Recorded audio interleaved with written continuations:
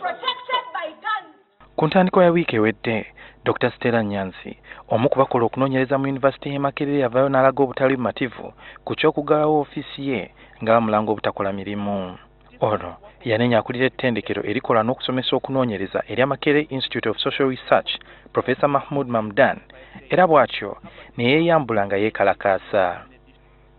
Ebikola bino byawaliriza ettendekero lya Makerere okuteekawo akakiiko okunoonyereza ku mivuyo era ku lwokutaano lwa wiiki eno bano baasalawo nti Dr. Stella Nyanzi agiradde ebbali nga bongera okukola okunoonyereza.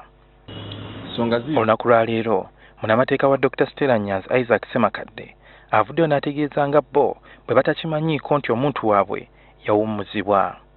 University tennamuwandiikira, tennamuyita kukima bbaluwa, University tennateekayo bbaluwa mu post office box ye kubanga egimanyi ewuwe wasula emanyiwo yandibadde emusindika driver n'aleeta ekipapula ekyo tekinnatuuka era naffe tunakifunanga balooya be.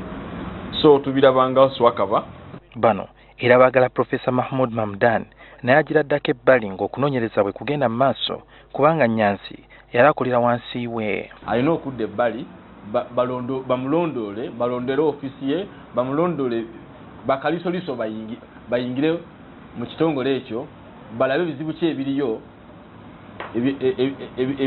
ebyanyiiziza Dr. Stella Nyanzi. Ono era avumirira ekya minisita akwasisa empisa Father Simon Lokodo ne poliisi olw'okwagala okukwata Stella Nyanzi olw'okweyambula. Tabuzaabuza bannayuganda etteeka lye liri mu kkooti ya ssemateeka bali mu litaputa era kkooti yakissaako envubo yamukali ng'ekali ya gavumenti obutaddamu kubaako omuntu gwereeta mu kkooti kuki ku tteeka eryo. Bano wabula tebakakasizza oba omuntu waabwe wakwekalakaasa nga bwe yasuubizza.